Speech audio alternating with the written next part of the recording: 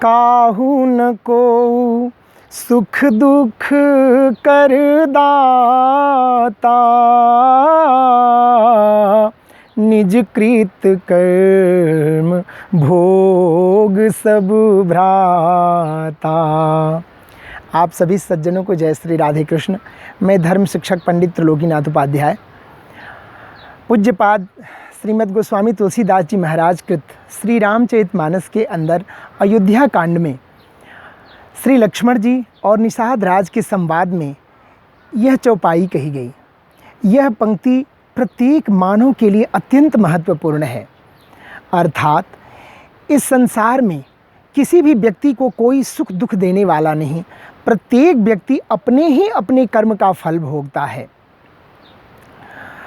आज हमारे सम्मुख जो परिस्थिति प्राप्त हुई है, सुख दुख, लाभ हानि, संयोग वियोग, मान अपमान, ये सब कुछ हमारे ही कर्मों का तो फल है।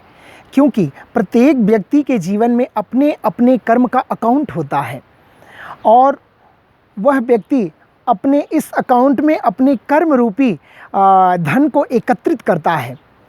जो हमने पास्ट में कर्म किए वही आज हमें फल के रूप में प्राप्त हो रहा है। जो प्रेजेंट में हम कर्म कर रहे हैं वही हमारे फ्यूचर डेस्टिनी के रूप में होगा, वही हमारे फ्यूचर में भाग्य के रूप में होगा। इसलिए कहा है कि एवरीथिंग इज़ प्रीडिस्टिन्ड, सब कुछ पूर्व निर्धारित है।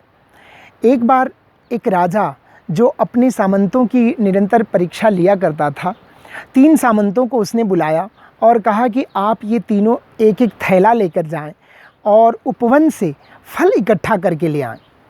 तीनों सामंत गए। एक सामंत ने उपवन से बड़े अच्छे अच्छे फल इकट्ठा किए। दूसरे ने सोचा राजा कौन सा इतना फल रखने वाला है, वो तो कभी देखता भी नहीं, तो कच्चे पके सड़े गले जो भी उसके हाथ लगे वो सारे फल इकट्ठा करके ले आया। तीसरा सोचा कि राजा तो ऐसे ही फल हमें मंगाया करता है हमसे और नदी में कुएं में कहीं डलवा देता है, इसलिए इतना मेहनत किस लिए करना। घास पत्ते और कंकड़ पत्थर इत्यादि सब इकट्ठा करके ले आए। तीनों जब दरबार में उपस्थित हुए तो राजा ने कहा कि इन तीनों को बंदी बना लिया जाए। तीनों बड़े अवाक रह गए। जो घास पत्ते लेकर के आया था वो सोचने लगा कि लगता है किसी ने मेरी शिकायत कर दी राजा से। तो राजा ने कहा कि मुझे आपके फलों को देखना नहीं कि आप क्या लेकर के आए हैं, लेकिन आप तीनों 3-3 दिन तक कारागार में रहेंगे। उनको कारागार में डाल दिया गया और राजा ने कहा कि जो जिस गट्ठर को लाया है फल का वही उसे खाने के लिए दे दिया जाए।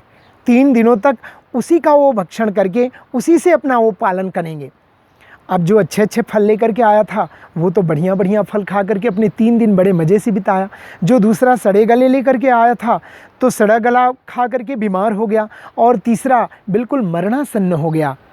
सज्जनों, हम सबके जीवन में भी परमात्मा ने यह जीवन रूपी थैली हमें दी है और कर्म रूपी ये कार्मिक फल हमें इकट्ठा करने के लिए दिया है। हम जैसा फल इकट्ठा करेंगे वैसा ही तो हमें भोगना है।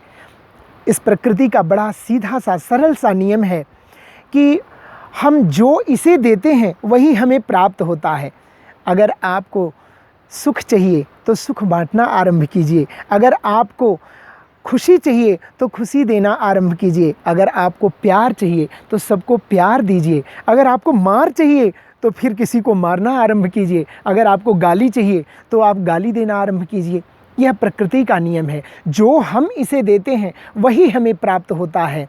इसलिए हम सभी अपने कर्म को शुद्ध करें। अगर हमारा कर्म शुद्ध है तो फिर किसी से पूछने की आवश्यकता नहीं कि हमारे भाग्य में क्या है, जब हमारा कर्म ही शुद्ध है। जय श्री राधे कृष्ण।